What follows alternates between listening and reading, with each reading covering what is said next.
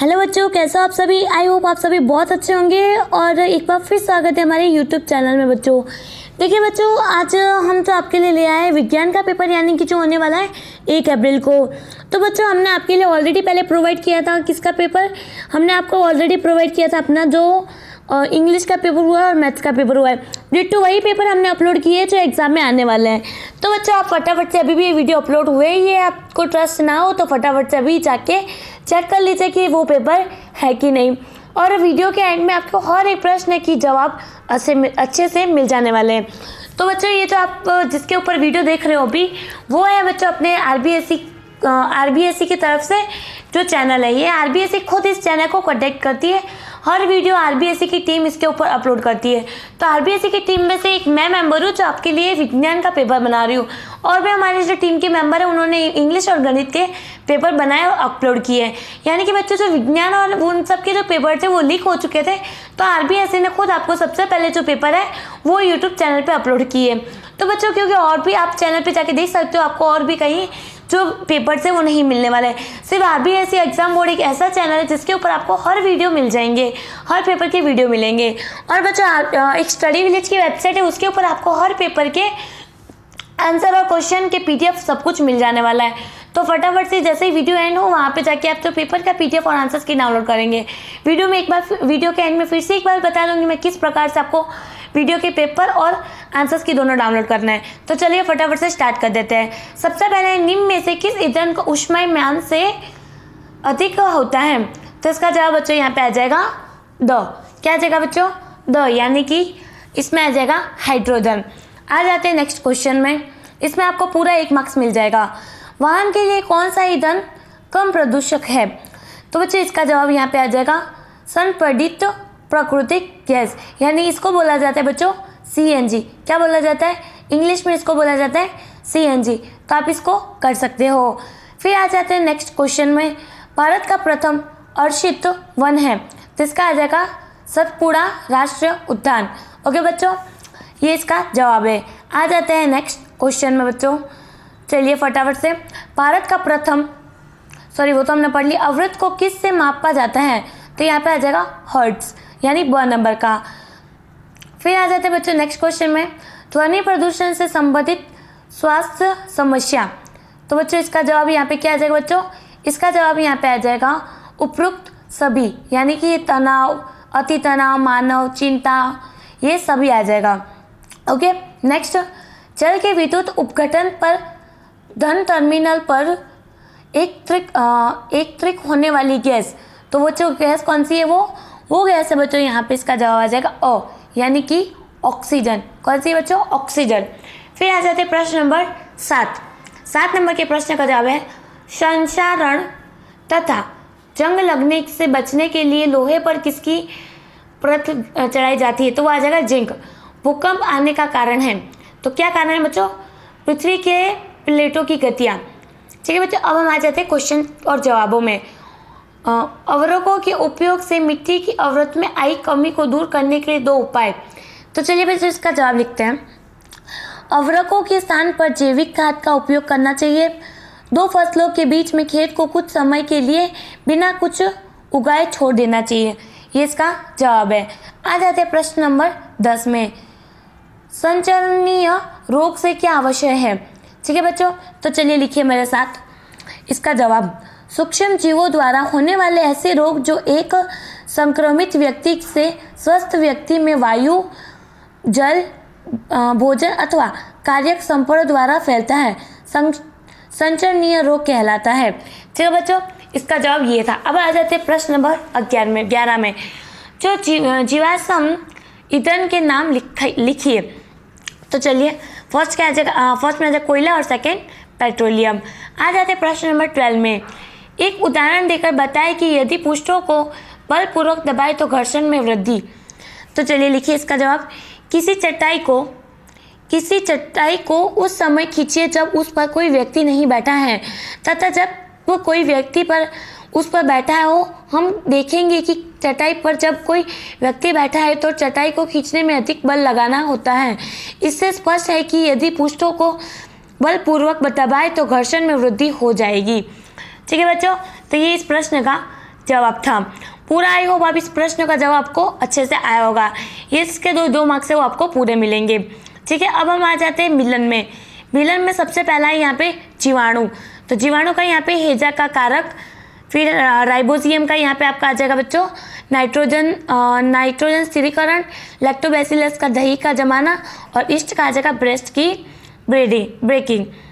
तो चलिए फटाफट से लाइंस कर देते हैं। सबसे पहले आ जाएगा जैसे जीवाणु का आ जाएगा यहाँ पे हेजा का कारक, फिर राइजोबियम का यहाँ पे आ जाएगा बच्चों नाइट्रोजन स्थिरीकरण, लैक्टोबैसिलस का आ जाएगा यहाँ पे ब्रेड का ठीक है। आ जाते हैं फसल चक्रण क्या है समझाएं। तो चलिए, फसल चक्र इस क्रिया में एक फसल के बाद दूसरी किस्म की फसल को एकांतर क्रम में उगाकर तैयार करते हैं। जैसे एक फसल में किसान फलीदार फल उगाकर दूसरी बार गेहूं की फसल तैयार करे। इससे मिट्टी में नाइट्रोजन की कमी नहीं होती। इस प्रकार की फसल में भूमि में पोषकों की प्रतिपूर्ति हो जाती है। ठीक है बच्चों, अब आ जाते हैं नेक्स्ट क्वेश्चन में। कोलतार, ये जो बच्चों क्वेश्चन है इस प्रश्न का चलिए मैं आपको लिख लेती हूँ यहाँ पे। कोलतार एक सुगंधित काला घटन द्रव होता है। ठीक है, पेट्रोलियम गहरे रंग का तलीय द्रव है। कोयले के प्रकरण द्वारा कोक बनते समय प्राकृतिक गैस प्राप्त होती है। वायु में गर्म करने पर कोयला जलता है और मुख्य रूप से कार्बन डाइऑक्साइड और हाइड्रोक्साइड करता है। तो बच्चे इसका जवाब क्या आ जाएगा? फर्स्ट में आ जाएगा बच्चों आपका असत्य, सेकंड में आ जाएगा बच्चों सत्य, थर्ड में असत्य और फोर्थ में सत्य। चलिए कारण बताएं। तो फर्स्ट का है विद्युत उपकरण से संबद्ध आग पर नियंत्रण पाने हेतु जल का उपयोग न किया जाता है। तो चलिए इसका जवाब लिखिए। जल विद्युत का चालन कर सकता है और आग बुझाने वालों को हानि हो सकती है। अंततः विद्युत उपकरण से संबद्ध आग पर नियंत्रण पाने हेतु जल का उपयोग नहीं किया जाता। कागज स्वयं सरलता से आग पकड़ लेता है, जबकि एल्यूमिनियम पाइप के लिपटा गया कागज का टुकड़ा आग नहीं पकड़ता। तो एल्यूमिनियम ऊष्मा का सुचालक है। एल्यूमिनियम पाइप के चारों ओर लपेटा गया कागज का टुकड़ा आग नहीं पकड़ता, क्योंकि ऊष्मा एल्यूमिनियम में स्थानांतरित हो जाती है और कागज का ताप ज्वलन ताप तक नहीं पहुंच पाता है। ठीक है बच्चों, तो इसका जवाब था। आई होप आपको पूरा क्वेश्चन का आंसर आपने मेरे साथ लिखा होगा। ठीक है, तो यहाँ पे देखिए अब आ जाते हैं नेक्स्ट क्वेश्चन में। जरायुज और अंडप्रजक। तो चलो जरायुज लिख देते हैं। जरायुज वे जंतु जो सीधे शिशु को जन्म देते हैं जरायुज जंतु कहलाते हैं। जैसे गाय, बिल्ली, कुत्ता आदि ये ये अंडे उत्पन्न नहीं करते। इनकी मादा विकसित शिशु को जन्म देती है। फिर अंडप्रजक वे जंतु जो अंडे देते हैं अंडप्रजक जंतु कहलाते हैं। जैसे मेंढक, छिपकली, तितली आदि ये जंतु अंडे देते हैं। अब आ जाते हैं हम नेक्स्ट क्वेश्चन में, जो है आपको रिक्त स्थानों की पूर्ति कीजिए। वह क्षेत्र जिसमें जंतु अपने प्राकृतिक आवास में संरक्षित होते हैं डैश कहलाते हैं।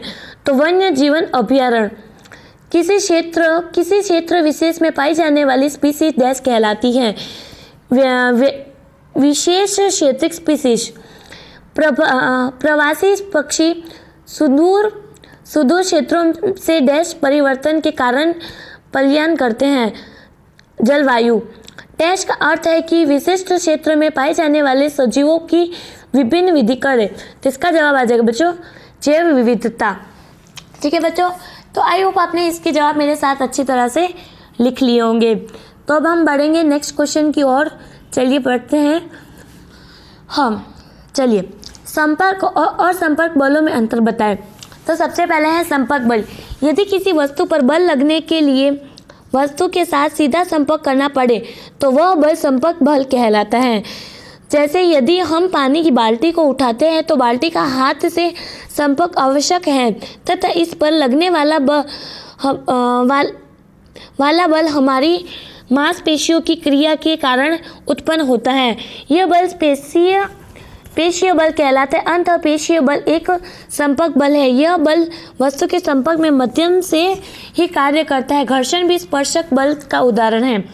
अब असंपर्क बल, जब किसी वस्तु पर अन्य किसी वस्तु से संपर्क में आए बिना बल लगाता है तो वह असंपर्क बल कहलाता है। जैसे दो चुंबकीय के समान ध्रुव एक दूसरे के प्रतिकर्षित करते हैं तो असमान ध्रुव एक दूसरे को आकर्षित करता है। यह बल बिना संपर्क में आए कार्य करता है। अंततः यह एक प्रकार का असंपर्क बल है। उदाहरण चुंबकीय बल, स्थिर विद्युत बल एवं गुरुत्वाकर्षण बल। तो बच्चों ये थे अपने इसके जवाब। आई होप आपको ये सारे जवाब अच्छे से समझ में आए होंगे। ये जो प्रश्न है बच्चों आपका कितने मार्क्स का है? आई थिंक 2 या 3 मार्क्स का है। तो जितने बच्चों मार्क्स का है उतने के उतने पूरे मार्क्स के लेंगे अगर मैं आपको बता रही हूँ इस तरह से आप लिखने वाले हो। अब आ जाते हैं नेक्स्ट क्वेश्चन में 20 नंबर के। तरल घर्षण से क्या आवश्यक है? पानी में गति करने वाली वस्तु की आकृति विशेष क्यों बनाई जाती है? तो तरल घर्षण, हम जानते हैं कि वायु तथा जल वस्तु की गति का विरोध करता है, अर्थात ये वस्तु पर घर्षण बल लगाते हैं। विज्ञान में गैसों तथा द्रवों को तरल नाम दिया गया है। अंततः तरल इनसे होकर गति करने वाली वस्तुओं पर घर्षण बल लगते हैं। इस कम घर्षण भी कहते हैं। इसे हम कर्षण भी कहते हैं। पानी में गति करने वाली वस्तु की आकृति, पानी अपने में से होकर गति करने वाली वस्तुओं पर घर्षण बल लगाता है। इसलिए पानी में वस्तु गति कर सके इसके लिए उसे घर्षण बल पर पार पाना होता है। इस कारण पानी में गति करने वाली वस्तु की आकृति धारा रेखीय बनाई जाती है। इससे घर्षण बल का मान कम हो जाए तथा वस्तु आसानी से गति कर सके। तो बच्चों ये था इसका जवाब। आई होप आपने इस जवाब को अच्छी तरह से सुना होगा।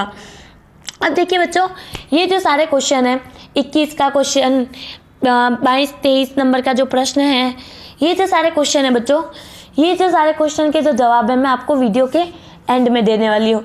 तो आप किस प्रकार से डाउनलोड करोगे मैं आपको सब चीज़ें जल्दी से जल्दी बता दूंगी। जो वेबसाइट अभी मैं आपको बताने जा रही हूँ बच्चों, वो एकमात्र ऑफिशियल वेबसाइट है जो गवर्नमेंट खुद आपको प्रोवाइड कर रही है, यानी आरपीएससी की जो बोर्ड है वो खुद आपको प्रोवाइड कर रही है। तो वो बच्चों आपकी है यहाँ पे क्या है बच्चों, हमारी एकमात्र ऑफिशियल वेबसाइट जिसके ऊपर हर एक न्यूज़ आपको 100% रियल मिलेगी। तो वो है STUDYVILLAGE स्टडी विलेज। जी बच्चों एकमात्र ऑफिशियल वेबसाइट है हमारी study village, STUDYVILLAGE study village. फटाफट से बच्चों गूगल पे जाए, स्टडी विलेज सर्च करें और पूरे वीडियो में जो पेपर मैंने अभी आपको बताया है उस वीडियो का पेपर की जो आंसर्स की और PDF और आंसर्स की दोनों डाउनलोड करें। मिलते हैं नेक्स्ट वीडियो में, तब तक के लिए बच्चों धन्यवाद and all the best for your exams. And channel को सब्सक्राइब करना मत भूलिएगा। Bye bye, see you.